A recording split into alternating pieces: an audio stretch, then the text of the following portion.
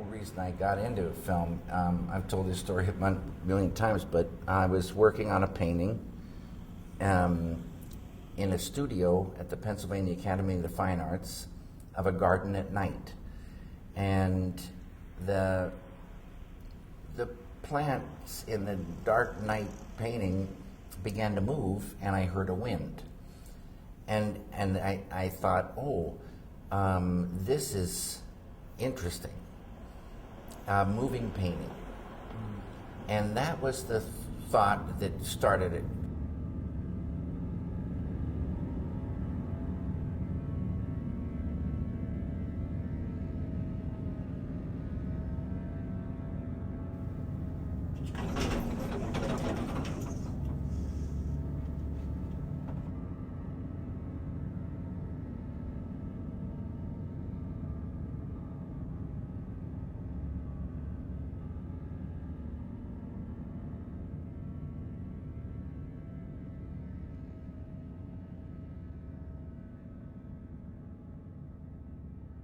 So to get a painting to move, it held another whole kind of possibility.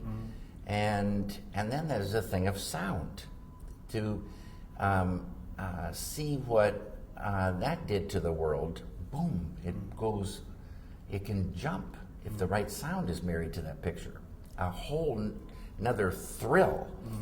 And now you're starting to get, excited about something.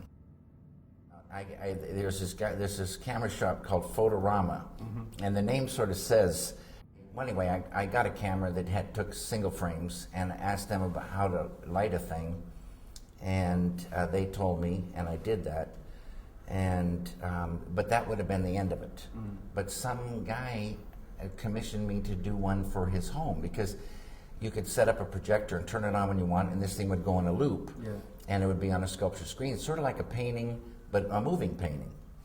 And I got a new camera, a Bolex, but I didn't realize it, but it had this broken, they said it was a broken take-up spool. I don't know exactly what was broken, but I worked for 2 months on this animation, and took the 100-foot thing in to get developed, and I came back, put it up against the sunlight, and it was one continuous blur.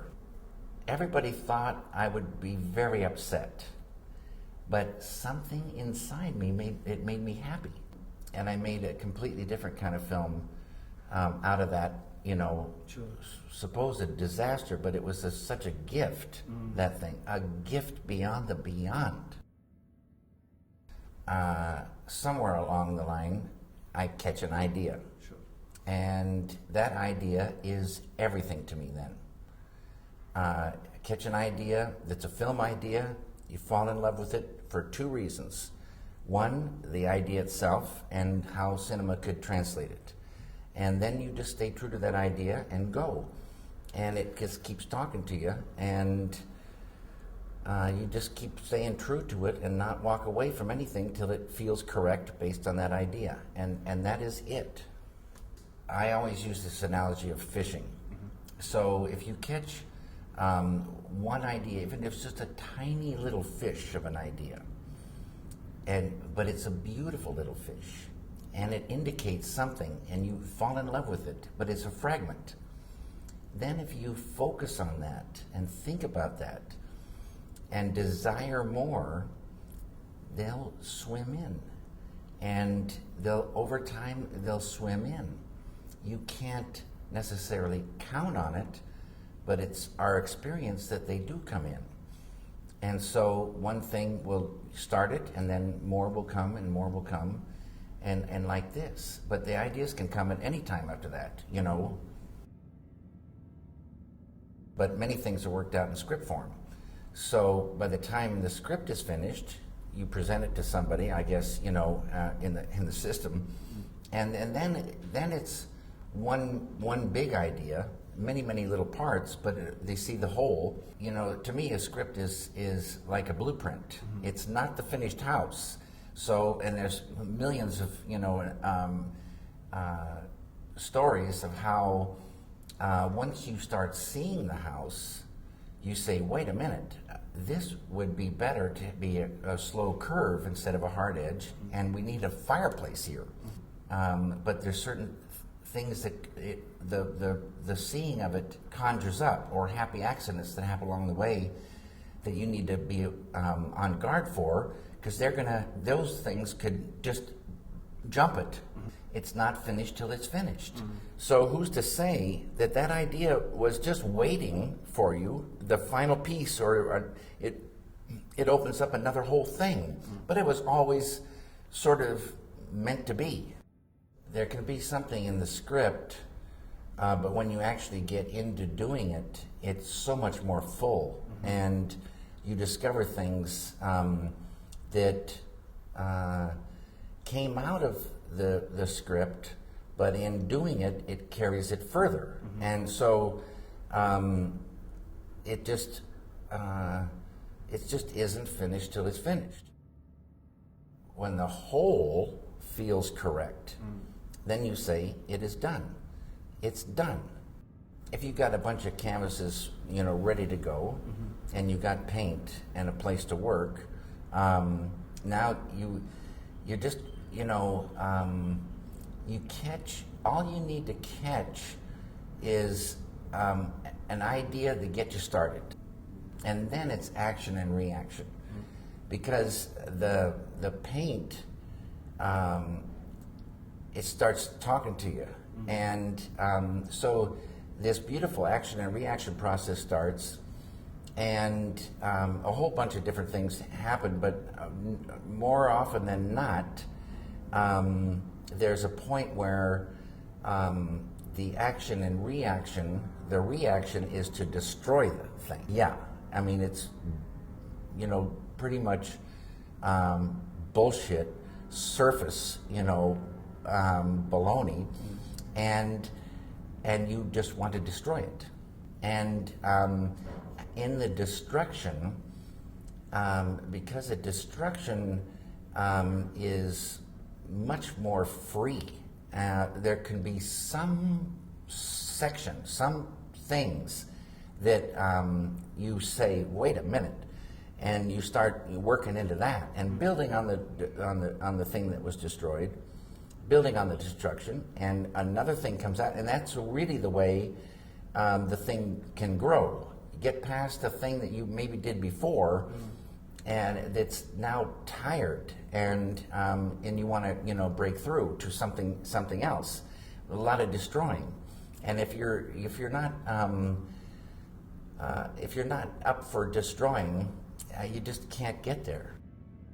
You get an idea, and this whole thing, and you get an idea, and it happens in a second.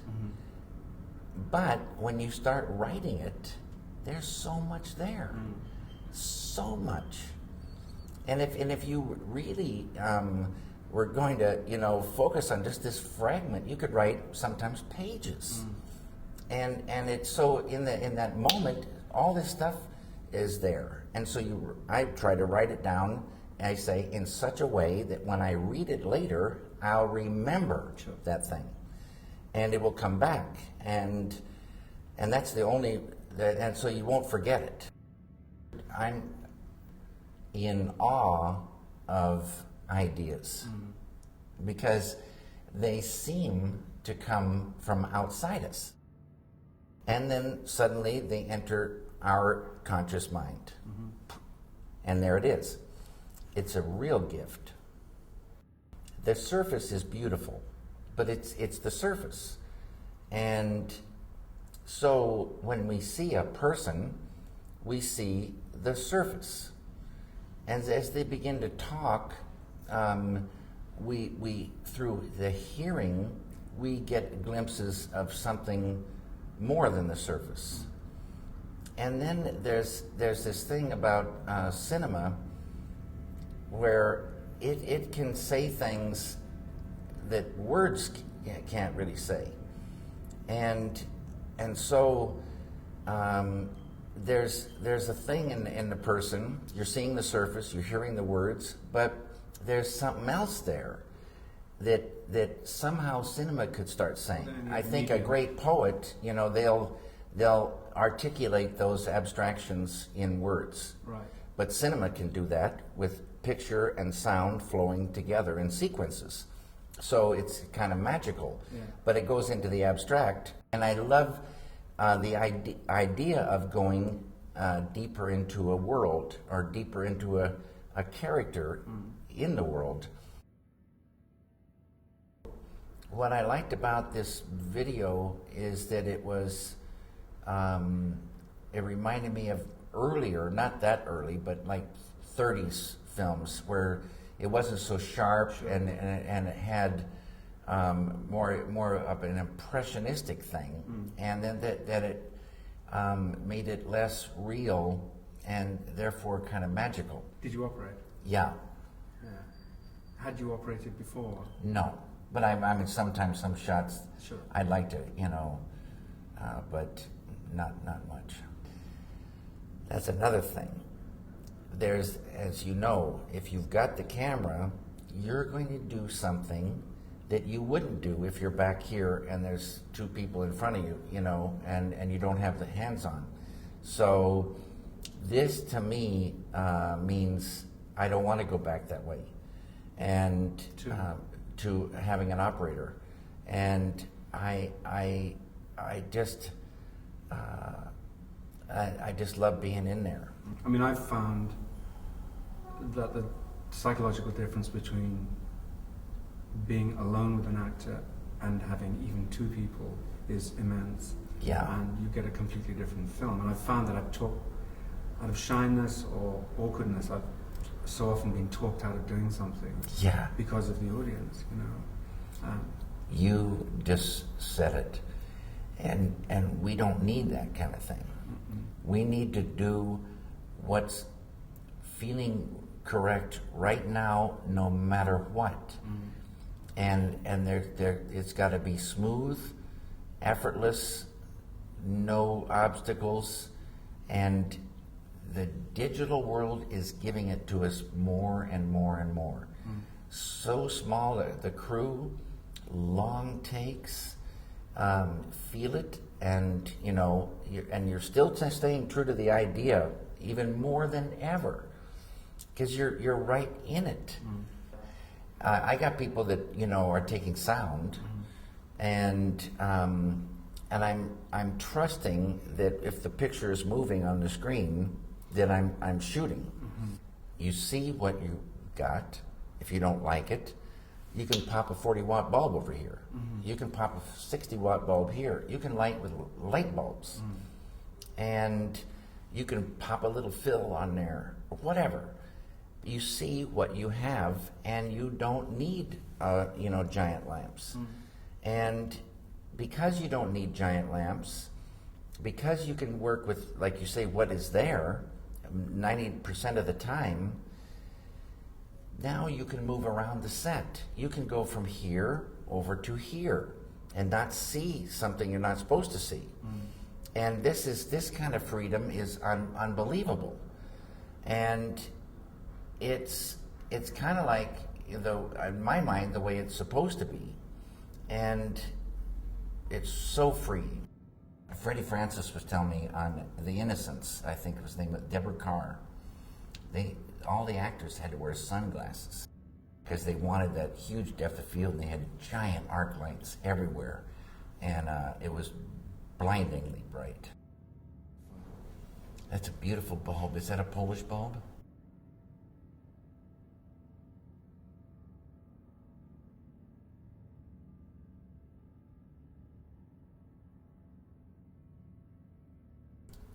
Once you start, there's no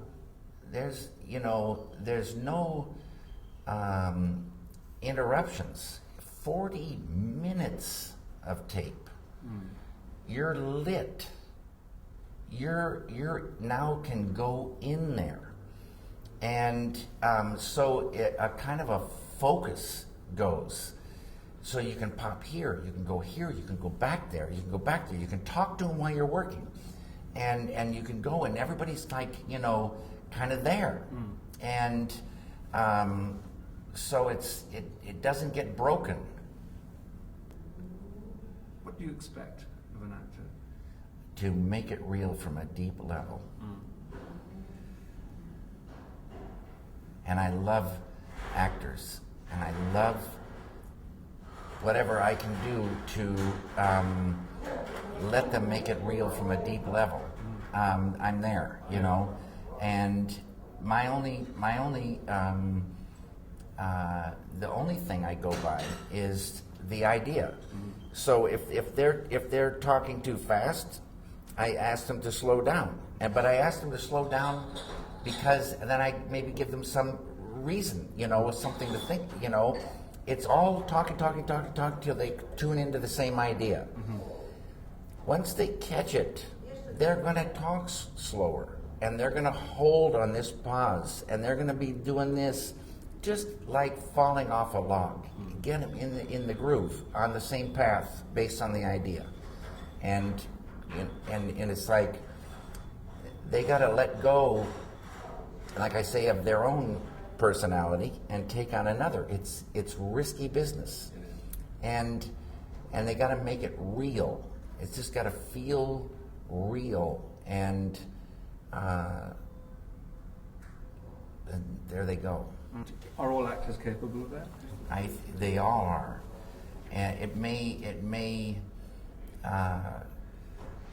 you know all this stuff, but you know, like one is great on take one. They just get it. That's the way they go. They do 2 or 3 takes, it just gets wooden. Another is wooden, and then bango, they pop it. And if they're in the same scene, you know, a 2-shot, it get kind of weird. So everybody's different, but they all can get there. And when they get there, I think it's kind of a euphoria for everyone, especially for them. It's like there's no denying it. They were there. But I just want to say one thing about the film. See, because this is a festival for the cinematographer, and these guys, they just love film. They do. And we all love film so much. It's so beautiful. And I really respect them for getting, better and better and better images. But really what it comes down to is getting the image, whatever it is, that is true to that idea. And so the great ones, they'll help you get, whatever it is, in the best possible, technical way, but maybe it's just, it goes against all, the rules, and it's technically bad, but it's what you want. That's what a great cinematographer is to me. Help you get whatever it is that idea is, telling you. And they come in and get in tune with that same idea through talking and action and reaction. You see something, you say, no, Fred, this isn't, the thing. And then you talk, and then pretty soon they zero in. And so if everybody, you're working with gets zeroed in on the same thing, and then they help you get that, film is beautiful, but it's now having had this experience, I would die to go that slow ever again. And it's slow not in a good way, slow in a death. Do you think you won't go back? No, I'm not going back.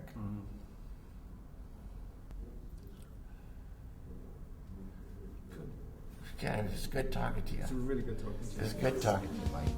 Pleasure. Yeah. Thank you. You're a good guy.